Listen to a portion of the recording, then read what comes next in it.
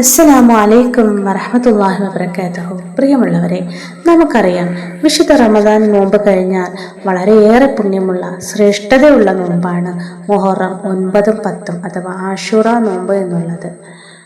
എന്തിനാണ് ഈ ഒരു നോമ്പ് അനുഷ്ഠിക്കുന്നതെന്നും ഇതിൻ്റെ ഉദ്ദേശം എന്താണെന്നും എന്നറിയാതെ സാധാരണ എല്ലാവരും എടുക്കുന്നത് കൊണ്ട് ഞാനും എടുക്കുന്നു എന്ന് സങ്കല്പിച്ചുകൊണ്ട് എല്ലാവർക്കും ആ അറിവോടൊത്ത് നോമ്പനുഷ്ഠിക്കുന്നവരിലേക്കാണ് എൻ്റെ ഈ ഒരു ചെറിയ വീഡിയോ എത്തിക്കുന്നത്. എല്ലാവർക്കും ഇതിൻ്റെ അറിവ് ഉണ്ടാകുമെന്നാണ് കരുതുന്നത്. എന്നാൽ അറിയാത്തവരിലേക്കാണ് ഈ ഒരു അറിവ് എത്തിക്കുന്നത്.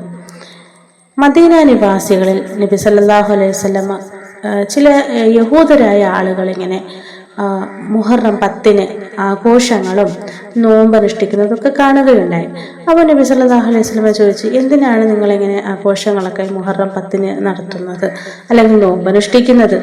അപ്പോൾ അവർ പറയുകയുണ്ടായി, ഞങ്ങളുടെ മോശെ പ്രവാചകൻ ഫറോവയിൽ നിന്ന് ചെങ്കടൽ പിളർന്ന് റബ്ബിൻ്റെ കരുണയാൽ രക്ഷപ്പെട്ട ദിവസമാണ് ഇന്ന്, അഥവാ മുഹറം 10 എന്നുള്ളത്.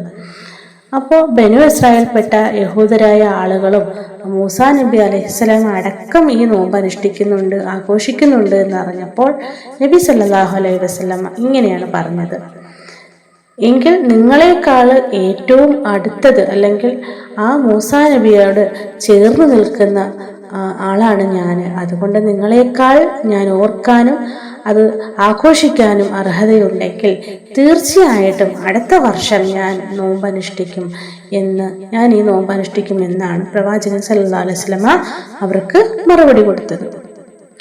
അപ്പോൾ യഹൂദരായ ആളുകളും മുസ്ലിമീങ്ങളായ ആളുകളും നോമ്പനുഷ്ഠിക്കുന്നുണ്ട് അല്ലെ.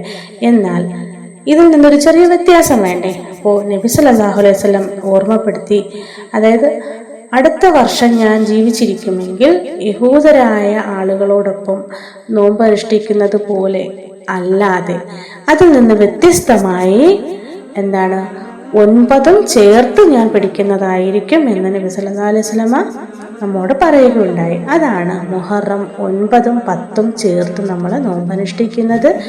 കാരണം യഹൂദന്മാരുമായിട്ടുള്ള ആ ഒരു കാര്യത്തിൽ വ്യത്യസ്തത ഉണ്ടാകുന്നതിന് വേണ്ടിയിട്ടാണ് നബി സല്ലല്ലാഹു അലൈഹി വസല്ലമ ഇങ്ങനെ നമ്മെ പഠിപ്പിച്ചത്.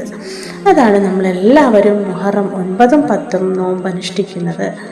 ഇനി ഇതിൻ്റെ പ്രതിഫലം എന്താണ്? കഴിഞ്ഞ ഒരു വർഷത്തെയും വരാനിരിക്കുന്ന ഒരു വർഷത്തെയും പാപങ്ങൾ പൊറുക്കുന്നതാണ് എന്നും.